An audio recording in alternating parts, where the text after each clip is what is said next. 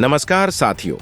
Canada और भारत के संबंध इतने खराब कभी नहीं रहे जितने आज हैं, और इसके लिए अगर कोई एक व्यक्ति जिसे जिम्मेदार ठहराया जा सकता है तो वो हैं कनाडा के प्रधानमंत्री जस्टिन ट्रूडो। अगले साल कनाडा में चुनाव होने वाले हैं और यह माना जा रहा है कि जस्टिन ट्रूडो की विदाई होने वाली है, लेकिन जाते जाते वह दोनों देशों के संबंध इतने खराब करके जा रहे हैं, फिर से उसे पुराने स्तर पर लाने में नई सरकार के लिए बहुत मुश्किलें आने वाली हैं। आप इससे अंदाजा लगा सकते हैं कि भारत ने कनाडा के 47 डिप्लोमेट्स को देश से निकाल चुका है। कनाडा के इतिहास में जब से यूनाइटेड नेशंस बना है तब से अब तक यह पहली घटना है जब किसी देश ने दूसरे देश के 47 डिप्लोमेट्स को निकाल दिया हो। भारत ने अपने हाई कमिश्नर को भी वापस बुला लिया है। क्यों बुला लिया है? क्योंकि कनाडा ने एक इंटरनल रिपोर्ट में यह आरोप लगाया है कि कनाडा में जो आतंकवादियों की किलिंग हुई है वह भारत के केंद्रीय गृह मंत्री अमित शाह के आदेश पर हुई है। इसका उनके पास कोई आधार नहीं है, कोई सबूत नहीं है, कोई प्रमाण नहीं है। 1 साल से ज्यादा हो गया भारत उनसे प्रमाण मांग रहा है, आज तक दे नहीं पाए। आखिर में अपनी ही संसद की एक कमेटी के सामने उनको स्वीकार करना पड़ा कि भारत पर जो आरोप लगाया है उसके पक्ष में हमारे पास कोई सबूत नहीं है। दूसरा खेल शुरू हुआ भारत को अंतर्राष्ट्रीय समुदाय में बदनाम करने की कोशिश का। अमेरिका के एक बड़े अखबार वॉशिंगटन पोस्ट को एक झूठी खबर लीक की गई और यह कनाडा ने अब स्वीकार कर लिया है कि यह खबर उसके सरकारी अधिकारियों ने लीक की। तो इस तरह से भारत के विरोध में माहौल बनाने की कोशिश हो रही है और लगातार इस तरह की कोशिश कनाडा की ओर से बढ़ती जा रही है। लेकिन आप ये मानकर चलिए कि जस्टिन ट्रूडो की सरकार जो कर रही है उसकी इतनी बड़ी हैसियत नहीं है कि आज के भारत के साथ इस तरह का पंगा ले। इसका मतलब उनके पीछे और भी शक्तियां हैं और बड़े स्पष्ट रूप कहा जा सकता है कि ये वही शक्तियां हैं जिन्हें 5 आइज कहा जाता है। क्या हैं ये 5 आइज? साथियों, इनमें 5 देश हैं जिनकी सरकारें आपस में इंटेलिजेंस इनपुट का एक्सचेंज करती हैं, जो गोपनीय सूचनाएं हैं, गुप्तचर सूचनाएं हैं, उनका आदान प्रदान करती हैं।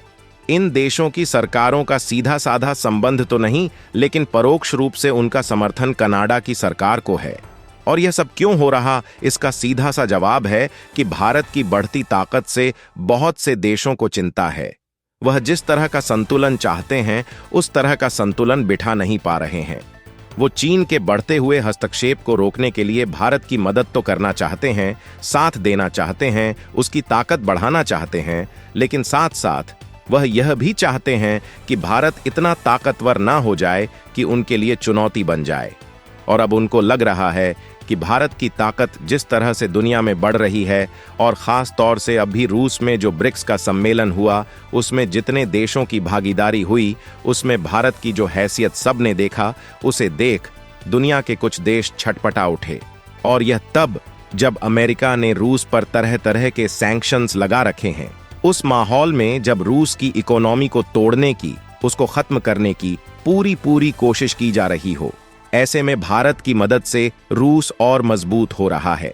भारत ने सैंक्शंस के बावजूद जिस तरह से रूस से कच्चा तेल खरीदा और यूरोप के देशों को भी सप्लाई किया, उस पर यूरोप के देश कुछ नहीं बोले, मना भी नहीं कर पाए, क्योंकि अगर वह भारत से तेल नहीं लेते, जो रूस से कच्चा तेल खरीदकर भारत की कंपनियां रिफाइन करके उसको साफ करके बेच रही थीं, तो यूरोप के देशों में हाहाकार मच जाता। महंगाई का ऐसा तांडव होता कि वहां कोई सरकार नहीं बचती। तो इसलिए जब ऐसा मामला आया तो चुप रहे और अब भारत पर नजर रख रहे हैं। इसके अलावा एक और बड़ी घटना हो गई और वह है भारत चीन का जो सीमा विवाद था उस पर जो प्रगति हुई है। जिस तरह से लद्दाख के मुद्दे को भारत और चीन ने हल किया है और 2020 से पहले की स्थिति को बहाल करने पर सहमति हो गई और बहाल होने भी लगी है, तो अब यह अमेरिका और यूरोप के लिए 7वें आश्चर्य जैसा है कि यह हो कैसे गया। वह जानना चाहते हैं कि इसमें पीछे से किन ताकतों का हाथ है, क्या रूस इसमें है या कोई और देश। साथियों, इसके पीछे कोई भी हो, लेकिन जो भी है, भारत और चीन में इतना बड़ा समझौता हो जाना, दोनों देशों के संबंधों में इतनी बड़ी प्रगति हो जाना, ये ना तो अमेरिका को रास आ रहा है और ना ही यूरोप को। उनको लग रहा है कि उनके लिए खतरा और बढ़ गया है। अगर चीन और भारत दोनों आर्थिक और सामरिक रूप से सैनिक साजो सामान की दृष्टि से एक साथ आगे बढ़ते हैं तो इसे अमेरिका और यूरोप अपने लिए खतरा मानते हैं, और ऐसा हो रहा है। इसको रोकने का कोई उपाय उनके पास नहीं है, इसलिए कनाडा को मोहरा बनाया है, जिसके जरिए अमेरिका और यूरोप चाल चल रहे हैं। उनको यह समझ में नहीं आ रहा है कि भारत जिस दिन चाहेगा कनाडा जैसे मोहरे को पीट देगा। कनाडा की कोई हैसियत नहीं है भारत को चुनौती देने की। जब अमेरिका खुली चुनौती देने से कतरा रहा है, अमेरिका दाएं बाएं से कुछ ना कुछ करने की कोशिश कर रहा है।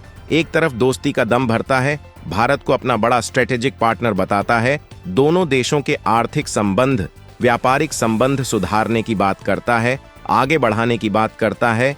दूसरी तरफ भारत विरोधी ताकतों का समर्थन भी करता है। तो यह अमेरिका की जो ड्यूअल पॉलिसी है, जो यह दोहरा रवैया है, वह धीरे धीरे दुनिया के सामने एक्सपोज हो रहा है। ब्रिक्स का जो विस्तार हो रहा है, उसमें ज्यादा से ज्यादा देश शामिल होने की कोशिश कर रहे हैं। उसका सबसे बड़ा कारण यही है कि अमेरिका की इस नीति से लगातार दूसरे देश परेशान होते जा रहे हैं, और वह सैंक्शंस का जिस तरह से इस्तेमाल करता है हथियार के रूप में, उससे भी दुनिया भर में नाराजगी है। अमेरिका सैंक्शंस का इस्तेमाल अपने हितों के लिए करता है, विश्व समुदाय के हित के लिए, विश्व शांति के लिए नहीं करता है।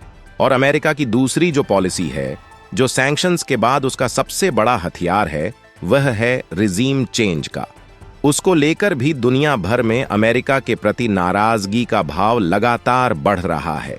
सबसे ताजा उदाहरण बांग्लादेश है। एक डेमोक्रेटिक सरकार का जिस तरह से तख्ता पलट करवाया है, उससे दुनिया में कोई खुश नहीं है।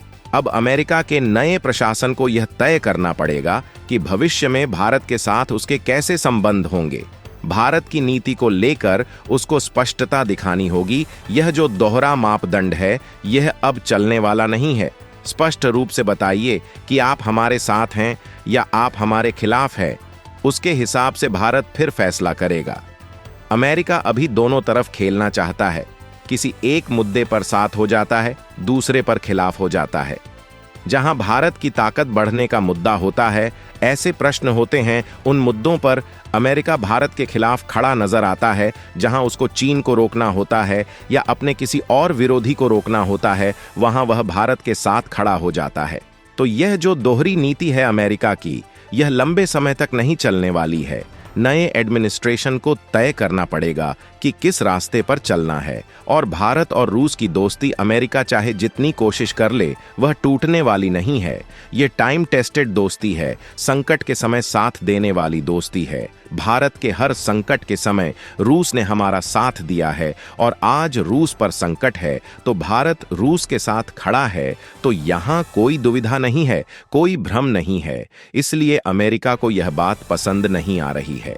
भारत का रूस के साथ खड़ा होना अमेरिका के गले के नीचे नहीं उतर रहा है, और इसमें कोई बदलाव आने वाला नहीं है। अमेरिका के किसी दबाव में भारत अपनी यह नीति बदलने वाला है, ऐसा भी नहीं होने वाला। तो आने वाले समय में आप मान कर चलिए कि कनाडा की हालत वही होने वाली है जो आज पाकिस्तान की हो गई है। भारत विरोध करते करते पाकिस्तान कहां पहुंच गया है, इससे सबक लेने को कनाडा शायद तैयार नहीं है। उसकी जो नई सरकार आएगी, उसके रुख में कोई बदलाव आएगा कि नहीं, यह कहना अब भी मुश्किल है। लेकिन निश्चित रूप से अगर वह अपने देश का हित देखेगी, तो उसको अपनी नीति में बदलाव लाना ही पड़ेगा। कनाडा में जो चुनाव होने वाले हैं, उन चुनाव नतीजों का इंतजार करना चाहिए। उसके बाद स्थितियां और स्पष्ट होंगी। लेकिन एक बात स्पष्ट है कि भारत झुकने वाला नहीं है, दबने वाला नहीं है।